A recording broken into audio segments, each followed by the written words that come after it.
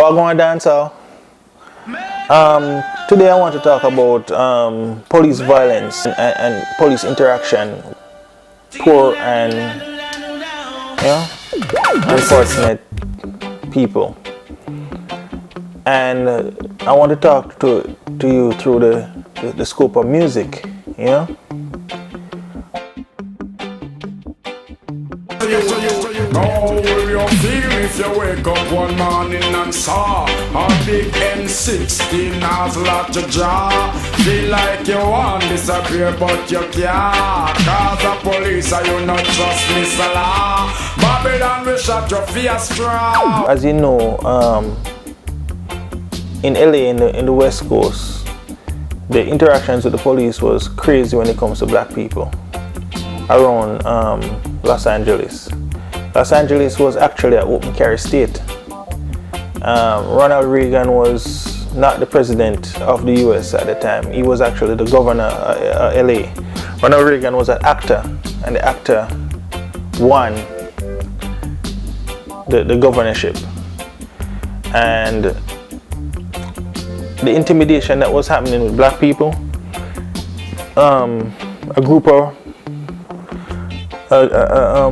black men decided that they were gonna use their Second Amendment rights to carry arms, and of course they became what you know as a Black Panther, and they walked around and they tried to walk up to state buildings having their AK-47s or rifles, etc. unarmed. Now this spooked out the public in terms of like the mass public. You know, black are the minority in the US. Blacks are like 13%, and the white population was like 80% or 70 something percent. Now it's down to about 65% or 67%. So not as much. But anyway, this led to a lot of changes. All of a sudden, it's against the law in California to carry arms in the open. You have to be concealed and have to have a permit. Strict gun laws come into play immediately as soon as black people start carrying the guns, and all of a sudden they were spooked by it. But the bigger question right there is, if you were spooked by a couple of black people carrying around some long guns, how do you think people on the opposite side of the men that walk up to like the governor's houses and stuff with their long gun, how do you think the governor would feel? Or you know, so they took it so seriously that they banned guns in California, and then afterwards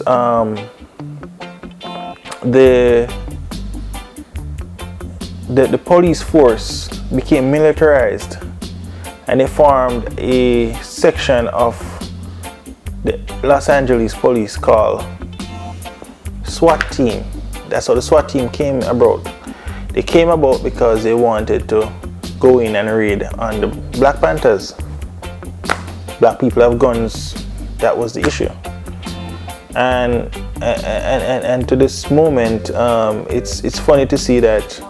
Like I like to watch some videos where you have some Second Amendment loving gun enthusiast people, and they'll be carrying arms openly in states that have open carry, like Georgia or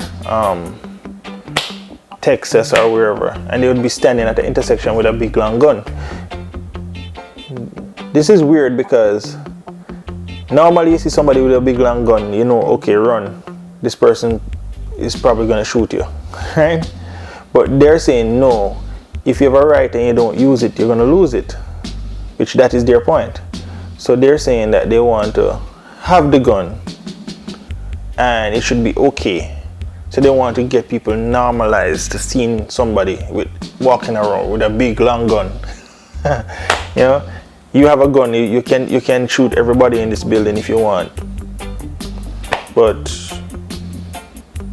be easy, be calm.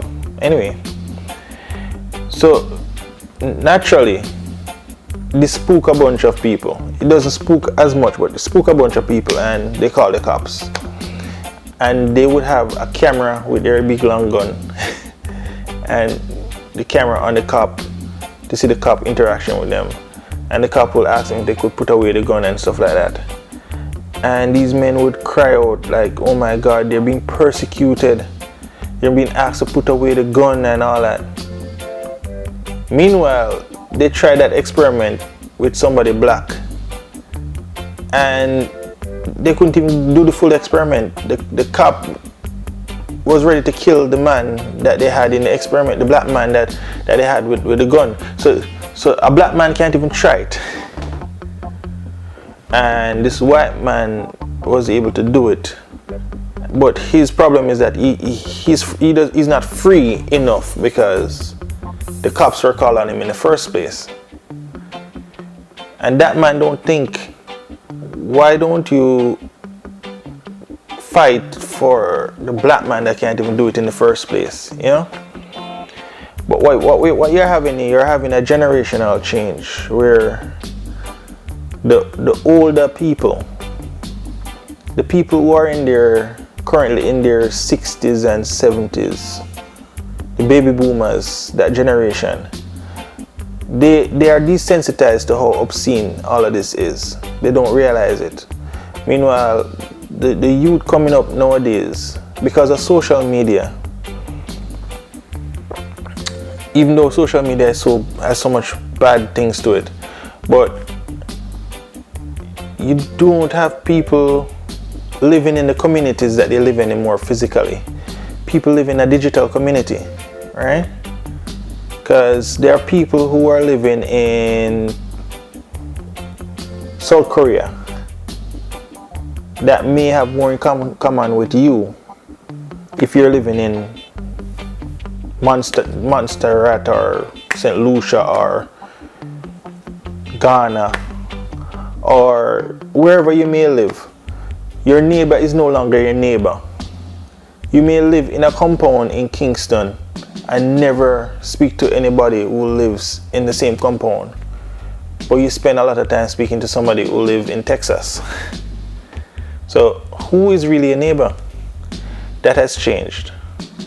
And because that has changed, people are used to interacting with people from various races, to the point at which the first thing that you interact with now is no longer race. The first thing that you interact with is a personality. You interact with feeling someone's point of view, seeing where they're from, and you're realizing that people are the same wherever you go. People have the same hopes, dreams, people thinking about the same path. People want their kids to be fine, they want their mother to be okay. They probably want some success, they probably want to achieve a house, people have the same things that knit and stitch them together. So because people have been bounded so much, a doctrine that says that you should judge a person based on their appearance is not as potent as it would be 50 years ago when these baby boomers were growing up. And not to say all baby boomers or anything like that, but just in general, in terms of generation and when the generation grew up. So because of that, you spend all your life interacting with people before you even know what they look like, what race they are. So you already like this person. You find out the person is an Indian, or you find out that the person is a Muslim. Yeah, you already like the person. It's too late. And when you have so many examples of that, for somebody to tell you that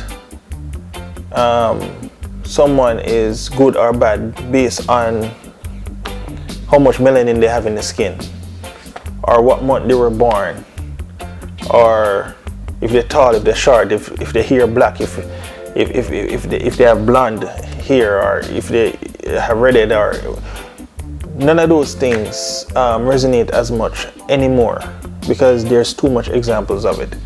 So you find that a march for justice in 2020 is way more diverse than a march for justice would be in the 60s, you know?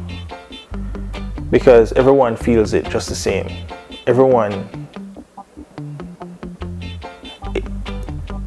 it's getting tougher for the elites to divide us in terms of it's less and less issues now that can cause the public to be against each other. This race thing is dying out with the set of people who carried it strong in the past. So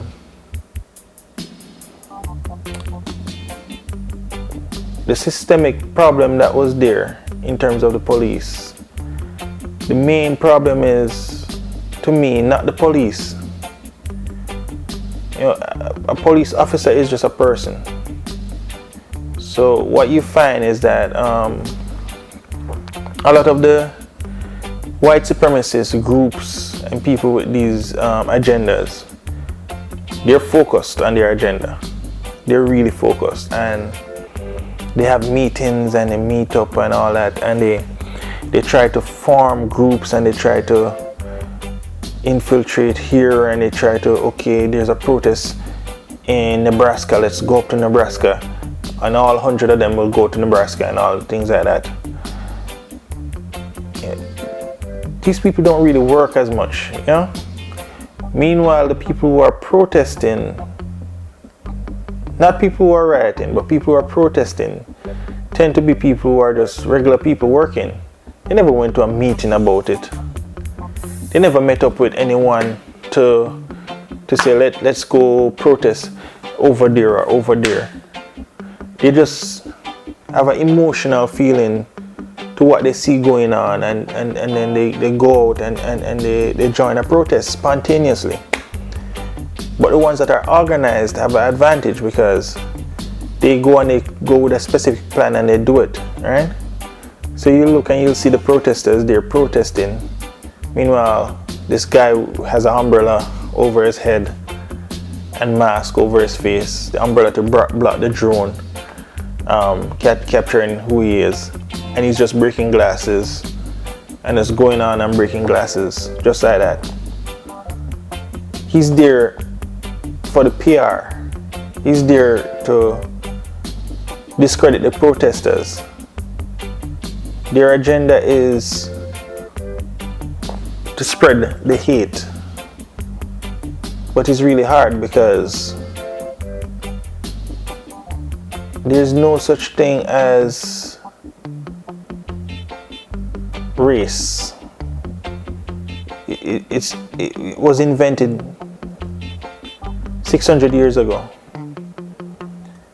It's just a human race, you know? Everyone is different, but everyone is the same. Anyway, going back to what I was saying before, my problem is not with the police. My problem is with the system around the police. In the Floyd case, a horrible thing was happening. There was 3 other officers that are standing there. You know, 2 of them were assisting to hold down this man when this man was saying he can't breathe, and there was one who was just looking out. Then the commissioner is coming out and saying that, I don't know if it's commissioner, but he was coming out and saying that it's just a few bad apples.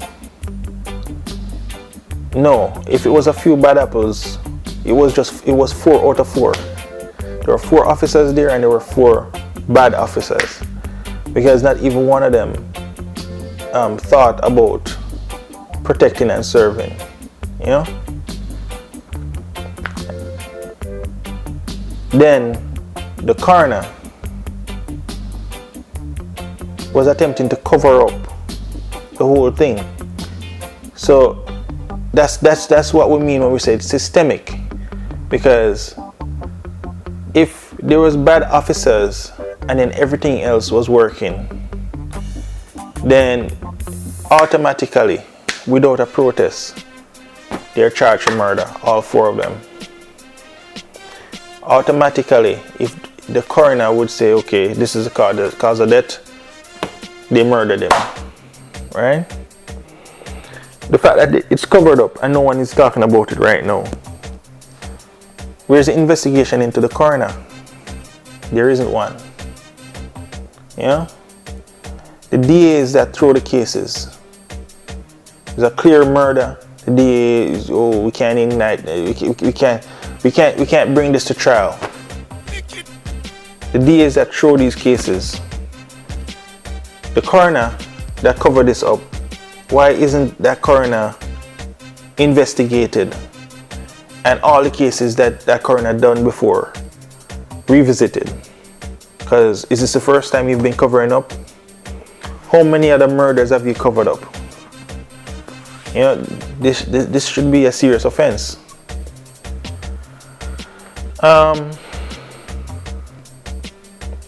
So in terms of musically speaking, there's always been a distrust between the hip-hop, the dancehall community, the music fraternity, which is predominantly African-based, and the police, you know? And how do you solve it? Well, this gets solved by solving the peripherals. All the peripherals need to be clean. People are variables, you know? You have one person come in is a good cop, another person come in is a bad cop. Everything that's surrounding them is supposed to funnel them towards being good. But if they're bad, they should be filtered out. So, a bad cop is identified, bad cop is released. Bad cop do a crime, a bad cop is charged. And if this remain in place, then the knowledge that there is gonna be serious repercussions for your actions would stop or be a big deterrent for something like this to happen again, you know? And